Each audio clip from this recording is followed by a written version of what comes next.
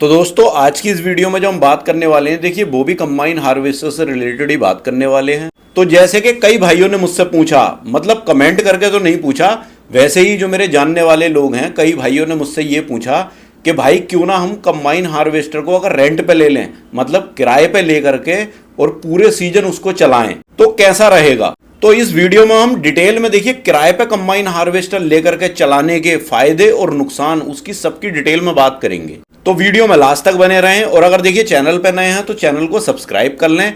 तो आइए वीडियो शुरू करते हैं। तो दोस्तों जैसे आपने देखा होगा कि देखिए आज के टाइम में कंबाइन हार्वेस्टर काफी महंगी हो गई हैं। तो बड़ी हार्वेस्टर आज के टाइम में परचेज करना बहुत रिस्की हो गया है।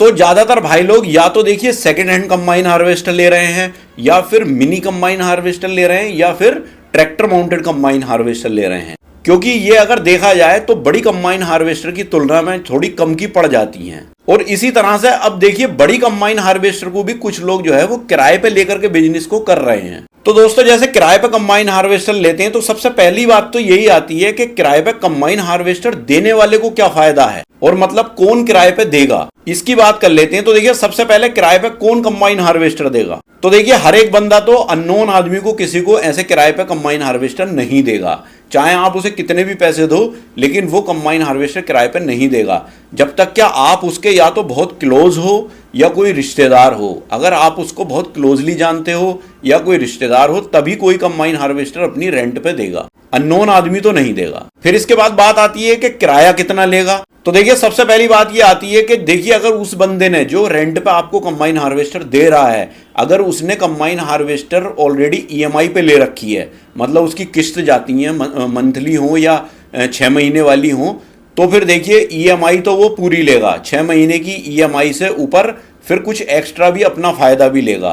तो मतलब इतने पैसे तो वो लेगा। अब मान लीजिए अगर उसकी 6 महीने की 1.5 लाख की या 2 लाख रुपए की ईएमआई है, तो वो कम से कम 1,50,000 एक्स्ट्रा और ईएमआई से ऊपर भी लेगा किराए पे, तब तो उसे फायदा होगा। खाली ईएमआई के पैसे देने पे तो वो रेंट पे नहीं देगा। लेकिन हाँ, दूसरी बात ये आती है कि अगर मान लीजिए किसी की कंबाइन हार्वेस्टर मतलब लोन फ्री है, उस पर कोई लोन नहीं है और उसकी कोई ईएमआई नहीं जाती, तो वो आपको हो सकता है कम में भी दे दे रेंट पे, क्योंकि उसे ईएमआई तो देनी नहीं है, उसे जो भी मिलेगा वो फायदा ही मिलेगा।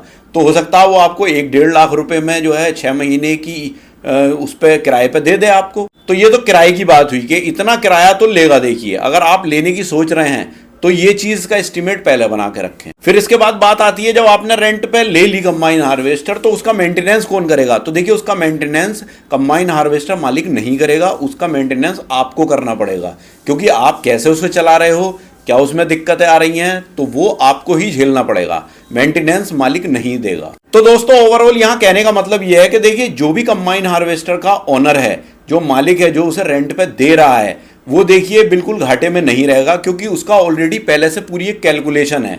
वो अपनी कैलकुलेशन के हिसाब से आपको रेंट पे कंबाइन हार्वेस्टर दे रहा है, तो ये उसके लिए तो घाटे की बात नहीं है। बस उसे नुकसान क्या हो सकता है, उसे नुकसान ये हो सकता है कि देखिए उसकी कंबाइन हार्वेस्टर जो है वो दूसरे के हाथों में जाकर के हो सकता है उसकी कंडीशन खराब हो जाए, बस ये उसके लिए रिस्क है, बाकी तो उसे कोई नुकसान नहीं है। तो यहां पर देखिए देने वाला तो फायदे में है। अब यहां बात आती है कि जो रेंट पे कंबाइन हार्वेस्टर लेगा वो फायदे में रहेगा या नुकसान में रहेगा, उसकी बात कर लेते हैं। तो सबसे पहले तो हम देखिए किराए पे जो कंबाइन हार्वेस्टर ले रहा है उसके खर्चे की बात कर लेते हैं कि उसके खर्चे कितने कितने होंगे। तो सबसे पहला तो आता है देखिए कंबाइन हार्वेस्टर का किराया।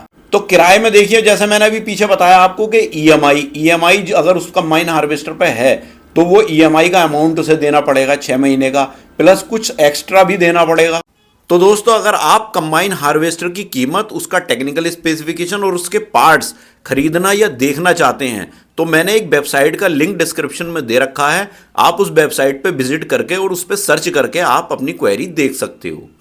तो देखिए नॉर्मली ईएमआई जो है वो 1.5 से 2 लाख रुपए 6 महीने की होती है कंबाइन हार्वेस्टर की। तो साल में अगर वो रेंट लेगा तो देखिए 4 से 5 लाख रुपए के बीच में रेंट जरूर लेगा। अब हम यहां मान लेते हैं कि मान लीजिए साल में वो 5 लाख रुपए लेता है आपसे किराए के कंबाइन हार्वेस्टर के। अब आपने कंबाइन हार्वेस्टर मान लीजिए ले ली किराए पे और 5 लाख रुपए उसे साल में देने का वादा भी कर लिया। अब आता है गेहूं का सीजन, तो हम ये मान के चल रहे हैं आपने 400 एकड़ एरिया काटा, तो उसमें अगर 1800 रुपए का रेट मान के चलिए, देखिए सब जगह रेट अलग अलग होते हैं, कहीं ज़्यादा भी होते हैं, कहीं कम भी होते हैं, मतलब कहीं बहुत कम भी होते हैं। तो मैं एक एवरेज मान रहा हूं, आप अपने एरिया के हिसाब से एवरेज निकाल के देख सकते हो। तो लगभग 7,20,000 रुपए गेहूं की कटाई होती है। अब उसमें खर्च क्या क्या होंगे गेहूं के सीजन में?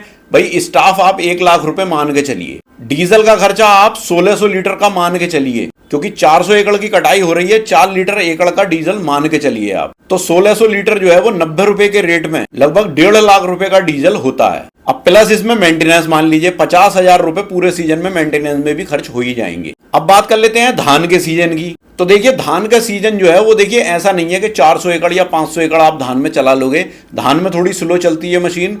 तो हम एवरेज मान के चल रहे हैं 200 एकड़ का, और 200 एकड़ में धान का रेट थोड़ा ज्यादा रहता है गेहूं से, तो उसका भी एक एवरेज मान के चल रहे हैं 2,000 रुपए पर एकड़ का। तो मतलब 4 लाख रुपए की कटाई आपने की धान में। अब स्टाफ का खर्च मान लो 1 लाख रुपया स्टाफ, इसमें भी मान ही लीजिए। डीजल का जो खर्च है वो इसमें देखिए 1000 लीटर डीजल मान के चलिए, उसमें हमने 1600 लीटर माना था, इसमें 1000 लीटर मान के चल रहे हैं। अब 1000 लीटर 90 रुपए के रेट में मतलब लगभग 1 लाख रुपए ही मान के चलिए, डीजल में 1 लाख रुपए खर्च हो जाएंगे धान के सीजन में।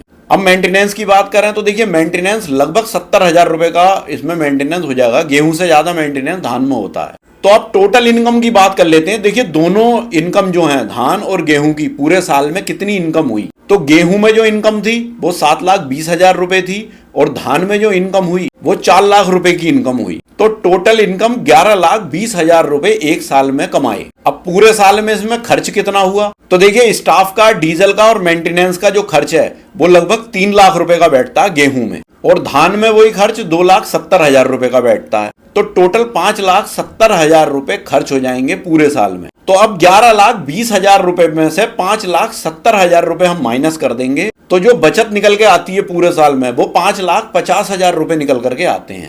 अब पूरे साल का हमने कंबाइन हार्वेस्टर का जो किराया माना है वो 5 लाख रुपए का माना है, तो 5,50,000 रुपए में से 5 लाख कंबाइन हार्वेस्टर के किराए के चले जाएंगे, तो बचेगा क्या, सिर्फ 50,000 रुपए। तो मतलब ये एक लमसम, एक मोटा मोटा हिसाब है। अब 50,000 रुपए हमने यहाँ निकाले हैं, मान लीजिए आपको अगर लाख रुपए ही बच गए, तो लाख रुपए एक साल में बच रहे हैं, तो ये इतनी बड़ी बचत तो मुझे नहीं लगता कि हुई। तो भाई इस हिसाब से अगर देखा जाए तो कुछ भी नहीं बचेगा, सिर्फ 1,50,000 रुपए। हाँ फायदा हो सकता है अगर आपके पास एरिया 500 एकड़ से ऊपर का एरिया हो, क्योंकि हमने जो एरिया यहाँ लगाया वो 400 एकड़ तो गेहूं लगाया और 200 एकड़ हमने धान लगाया। अगर यहीं पर एरिया 600 एकड़ या 500 एकड़ इतना होता गेहूं का, और धान का 300-400 एकड़ एरिया हो, तो कुछ बचत दिखाई देगी। फिर ये भी है कि हार्वेस्टर जो है वो ईएमआई वाली ना हो, मतलब नकद वाली हो, तो उसमें वो 2-3 लाख रुपए के किराए पे ही आपको पूरे साल के लिए मिल जाएगी, तो उसमें भी फायदा हो सकता है। ये जो ईएमआई वाली कंबाइन हार्वेस्टर है ये किराए पे लेने में कोई फायदा नहीं होगा। तो दोस्तों ये एक मोटा मोटा हिसाब था, तो ये मैंने एक अपना कैलकुलेशन आपको मोटा मोटा बताया।